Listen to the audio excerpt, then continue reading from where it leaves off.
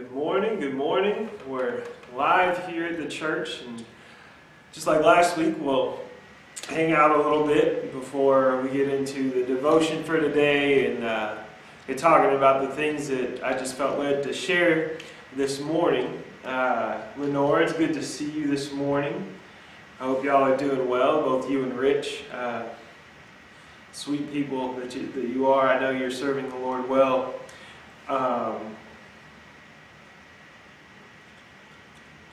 It's it's been different being able to do this and going virtual with everything, and it's like I said, it's been different, but it's been a good different. It's been stretching and growing for me, and I hope that it's been that way for you. Good morning, Josiah, excuse me, I'm sorry. It's good to see you as well, and I hope you and the boys are doing well. We've got I said we'll hang out just for a couple minutes to see if we get others joining us, and that way we can do this together and interact together. Like I said, it's been an interesting time, and I know that each of us is not without our own struggles and the things going on in life, but the Lord is good, and He's seen me through different things, and I'm sure He's seen you through different things. See here. I am, however, looking forward to the day that we do get to come back together and worship together and see each other in person. It's going to be a great day. I know I miss fellowship, and I know many of you have expressed that, and so and I'll be addressing us meeting later after we go through our devotional. I've got a few things to share afterwards, and that'll be one of the things that we'll talk about. But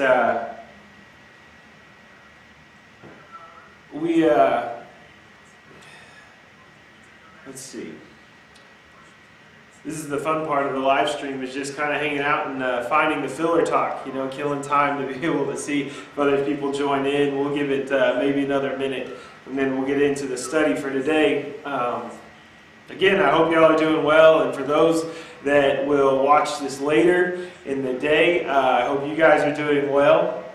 I hope that that your hope is continued to be in the Lord, and you continue to find your peace in Him. We've talked about a number of things through the weeks. I looked back, and I think it's been 6 weeks already that we've been in this stay-at-home order, and so we've had the opportunity to share many things. And like last week, just showing love to others, or where our focus is. And so I hope that these things have been beneficial to you. I know they have been to me, and this is just how the Lord's been working in my heart. I'll tell you what, though, we'll go ahead and we'll just go ahead and get into the devotion for today. I want to talk to you today about something that is simple yet complicated. It's something that we understand, but I don't know that we truly come to terms with the gravity of what it is. And what I want to talk to you about is this book right here, is the Bible. I hope each one of you has one, and if you don't have one, get in touch with me, because I'll get you one. It's foundational to the Christian life. It's super important. And it's something that we know is important, but I want to take a little time today to back that up with Scripture, right? I want to take some time to talk to you about what Scripture says about what we should be doing with the Bible and things like that. So we all know, right, that we're supposed to spend time in the Word, that it's important, right? Matthew 4, chapter 4, verse 4 says, "Man shall not live by bread alone, but by every word that comes from the mouth of God." The Scripture, the Bible, these are the words that come from the mouth of God. Colossians 3:16. I actually really like this passage because it mentions music. It says that to let the word dwell in you richly, teaching and admonishing one another with hymns, psalms, and spiritual songs. So we're supposed to let the Word dwell within us. We're supposed to see the Word, look at the Word. I'll read a couple more verses for you. Psalm 1, verses 1 and 2 says this: "How blessed is the man who does not walk in the counsel of the wicked, nor stand in the path of sinners, nor sit in the seat of scoffers. But his delight is in the law of the Lord, and in his law he meditates day and night." And what I like about this passage is it tells us not only where our delight is in the Word, but that it's something that we're supposed to be, as the passage here says, meditating day and night on. It's like the passage that tells us to pray without ceasing. We're to be in the Word and studying the Word and meditating on the Word day and night as much as we can. This isn't the first time the only time that it mentions being in the Word and meditating day and night. And there's some benefits that the Scripture tells us why it's important to be in the Word, right? Psalm 119 in verse 9 says, "How can a young man keep his way pure? By keeping it according to your word." Well, if we're going to keep our way pure or keep our way, the way that we act and the way that we live holy and pleasing to God, the way that we do that is by reading the Word and keeping our lives according to what the Word says. So one of the benefits of reading the Word is it tells us how we're supposed to live, right? We're going to look at another passage here. Joshua 1 verse 8 says, "This book of the law shall not depart from your mouth, but you shall meditate on it day and night, so that you may be careful to do according to all that is written in it. For then you will make your way prosperous, and then you will have success." Again, the idea of meditating on the Scripture day and night as much as we can, right? And it tells us again how the things that we are supposed to, the things that we're supposed to do, the things that we're not supposed to do. Careful to do all that is careful to do according to all that is written in it. Excuse me, sorry, my brain got moving faster than my mouth could. But that's how we live a life that is prosperous and pleasing to God, and not prosperous that this world has for us, right? Prosperous for the world would mean like we've got the biggest house, the biggest bank account, these kinds of things. But a truly prosperous life is the one that lives according to God's will for their lives and according to God's instructions from the Word. So we've got a couple of examples here. It tells us, obviously the Scriptures tell us who God is, tells us how we should live. I want to read another passage, and this is one that I've actually posted in the 1 Peter sessions that I've got on the website. This is 1 Peter chapter 2, verses 1 through 3. It says, "Therefore, putting aside all malice, all deceit, and hypocrisy, and envy, and all slander, like newborn babies long for the pure milk of the Word, so that by it you may grow in respect to salvation, if you have tasted the kindness of the Lord." And basically what this passage is saying is, if you've tasted the kindness of the Lord, if you've tasted the gospel, if you've seen the gospel, you've heard the gospel, you've taken part in that, and you put your faith in the work of Jesus on the cross, we are like babies that long for milk. Or we're supposed to be like babies that long for milk. Newborns, right? They're hungry. They cry when they're hungry and they want milk. That is how we should yearn and long for the Word. And we want to yearn and long for the Word because that's how we grow spiritually. When we were baby Christians, we didn't know anything probably outside of the gospel. But as we read the Word, as we study the Word, we get to grow in our faith. We get to grow in our knowledge of who God is, what He has done for us, and what He's called us to do, right? So obviously Scripture is important. It's important to read and study the Word. It's important to spend time in the Word. Another benefit of knowing the Word is this. When you look at the example of Jesus, when He is in the desert being tempted by Satan, what does He use to fend off the attacks of Satan? He uses Scripture. He quotes Scripture. He knew the Scripture. He had it on his heart and was able to refer back to Scripture to dispel anything that Satan was throwing at him. That's another benefit for us to be in the Word, is that we know it and we can know what it says and can discern whether somebody is telling us the truth or whether it's a temptation from the devil. So again, Scripture is important, right? It's foundational to what we should be doing as Christians. We should be in the Word, right? But I want to get to a second part of this message, this devotion today, and the second part of that is that it's not just important to be in the Scripture, but that it's all important, right? 1 Timothy 3:16 says, "All Scripture is inspired by God and profitable for teaching, reproof, correction, for training in righteousness, so that the man of God may be adequate, equipped for every good work." It's interesting that before in chapter 3, it talks about difficult times that will come. And all the ways that man has become evil, right? They're lovers of money. They're boastful, arrogant, disobedient to their parents, ungrateful, unholy. It talks about this worsening scenario, and I couldn't help but think, oh man, that sounds a lot like today. We feel like things are just getting worse and worse.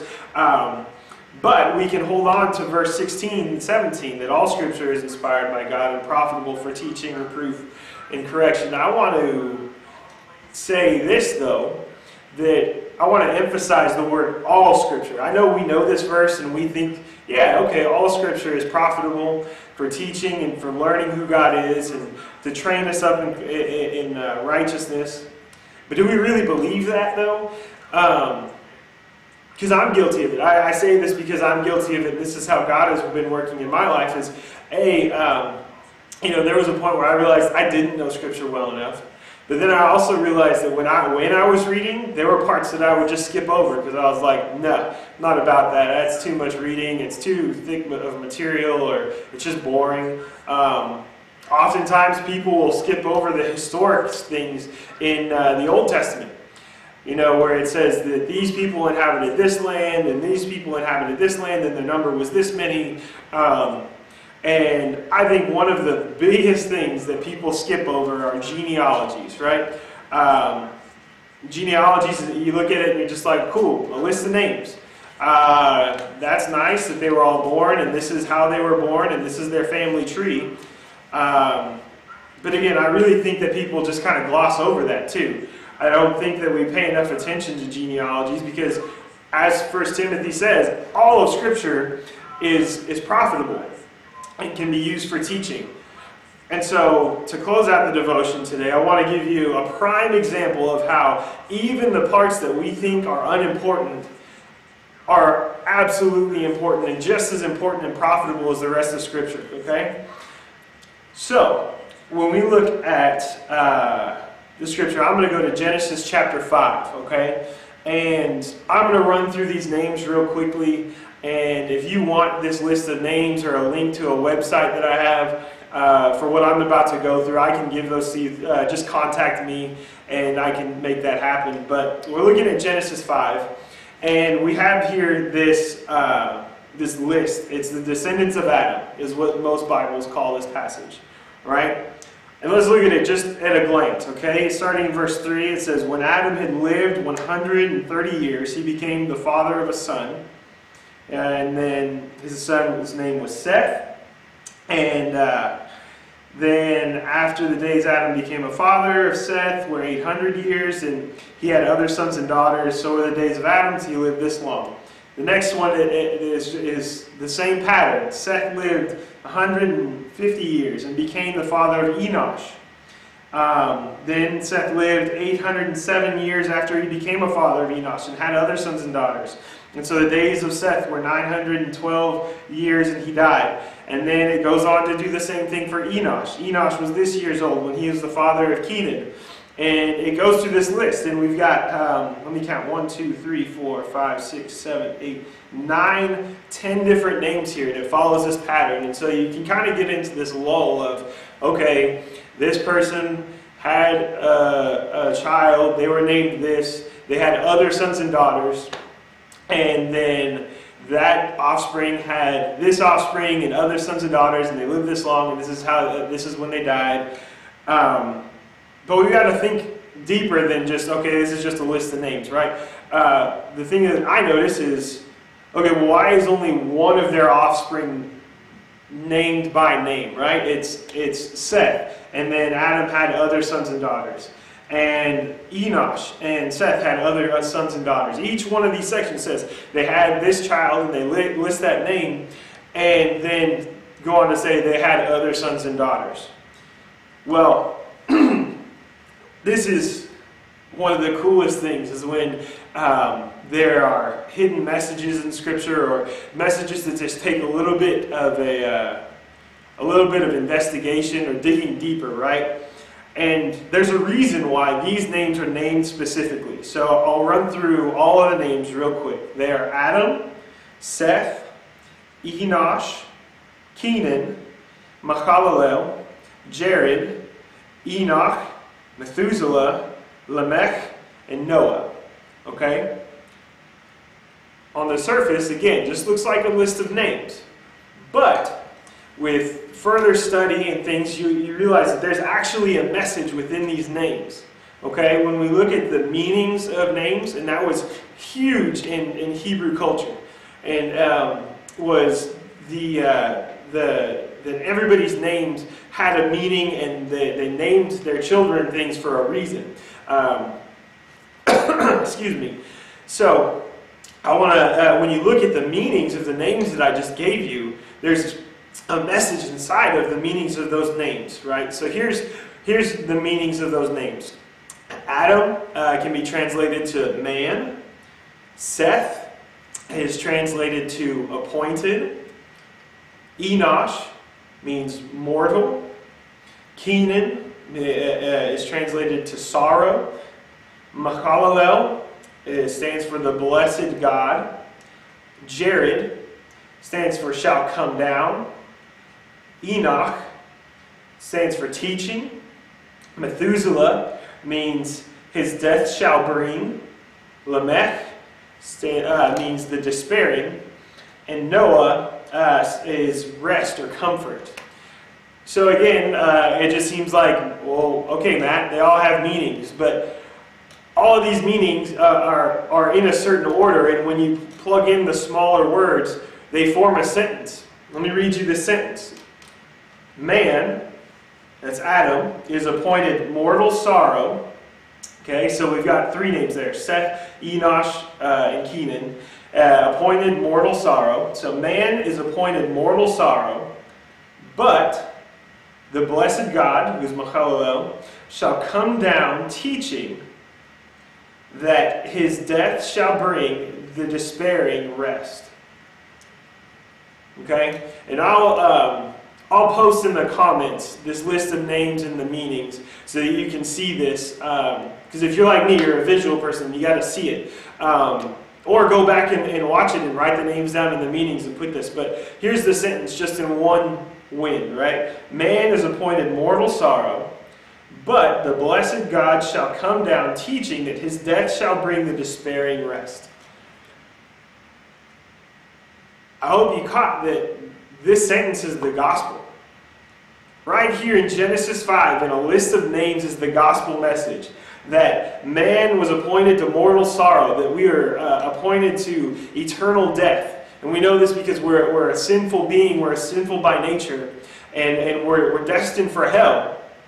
But Jesus, the God coming down in the form of Jesus, coming down teaching that his death shall bring the despairing, the despairing us, shall bring the despairing rest.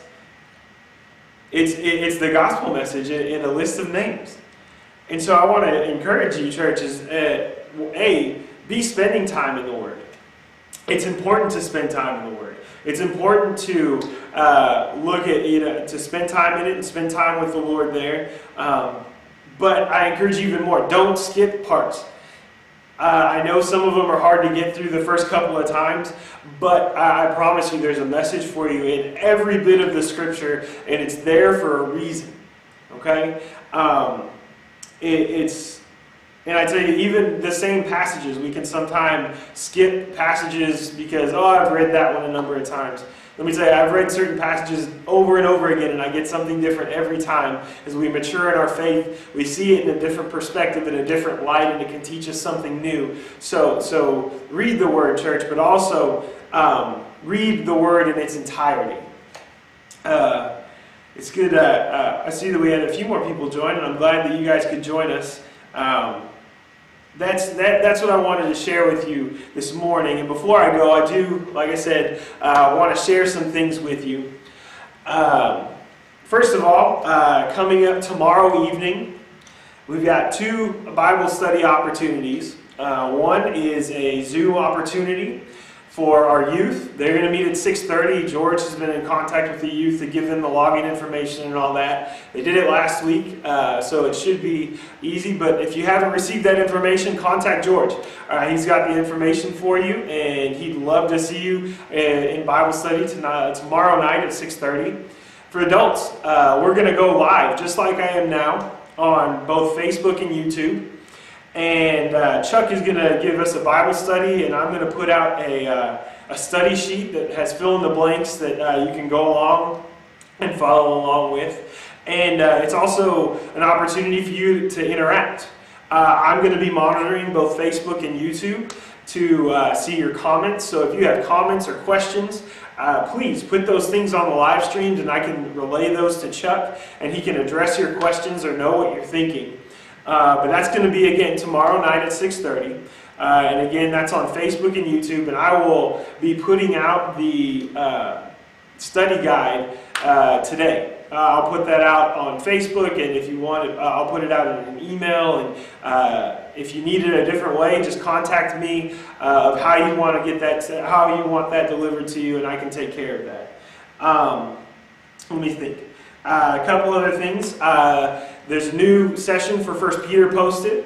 It's chapter 2, verses 4 through 8. And either today or tomorrow I'll be posting chapter 2, verses 9 through 12, I believe it is. So look for that either today or tomorrow. I encourage you to keep going through that for yourselves, with your family, so you can continue to grow as a family as you continue to grow closer to the Lord. And the last thing I want to address, church, is this.